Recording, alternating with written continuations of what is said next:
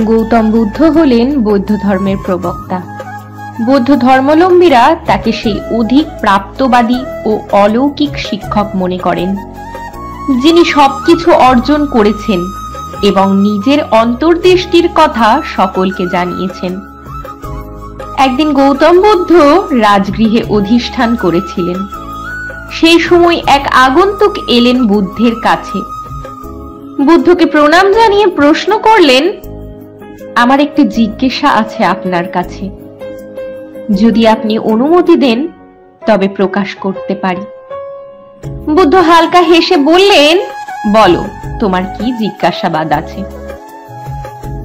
আগন্তুক তখন বুদ্ধকে বললেন, আপনি কখনোই উগ্র হয়ে যান না, ক্ষিপ্ত হয়ে কাউকে কোনোদিন কটু বাক্য বলেন না, এমনকি যখন কেউ আপনাকে উত্তপ্ত করার মতো মারাত্মক ভুল করে তাকেও আপনি উদারভাবে ক্ষমা করে দেন। এই নম্র ও শান্ত স্বভাব আপনি কিভাবে রপ্ত করেছেন যদি অনুগ্রহ করে বলেন? বুদ্ধ সবটা মন দিয়ে শুনলেন এবং শেষে আগন্তুককে কাছে ডেকে বললেন, আমি দেখতে পাচ্ছি আর ঠিক 7 দিন পর তুমি মারা যাবে। তাই এই সব জিজ্ঞাসাবাদ ছেড়ে শেষ কটা দিন নিজের পরিবার পরিজনের সঙ্গে কাটাও। বুদ্ধের মুখে এই সব কথা শুনে আগন্তুক স্তম্ভিত হয়ে গেল। বিষণ্ণ মন নিয়ে বুদ্ধকে প্রণাম জানিয়ে সেখান থেকে বিদায় নিল। পরের 7 দিন সে ভীষণ নিচু স্বরে নম্রভাবে সবার সাথে শেষ দেখা সারল। জেনে না জেনে বিভিন্ন ভুলের জন্য সবার কাছ থেকে ক্ষমা চাইল। আর ঠিক 7 দিন পর আবার আগন্তুক রাজগৃহে এসে বুদ্ধের পায়ে প্রণাম জানিয়ে বললেন, আমার এই জীবনে আজ শেষ দিন। আপনার দর্শন ও আপনার আশীর্বাদে এই জীবন শেষ হবে, এই আশা নিয়েই আপনার কাছে এসেছি। তারপর বুদ্ধ হালকা হেসে বললেন, বিগত 7 দিনে তোমার আচরণ কেমন ছিল? আগন্তুক বললেন, ভীষণ শান্ত এবং নম্র। প্রতি মুহূর্তে আমি অনুভব করেছি আমি একটু একটু করে শেষের দিকে যাচ্ছি।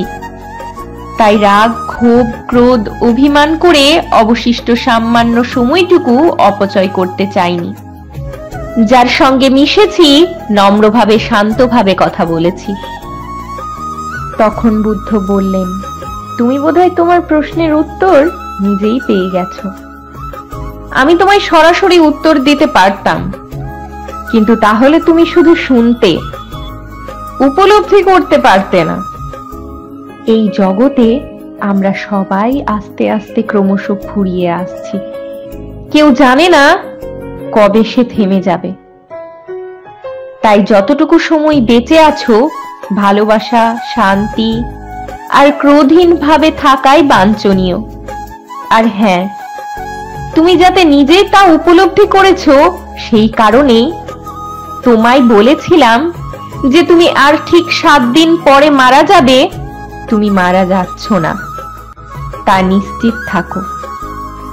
চোখ ভরা জল নিয়ে ছলছল চোখে আগন্তুক বুদ্ধকে বললেন, ধন্য তুমি, তুমি আমার চোখ খুলে দিলে।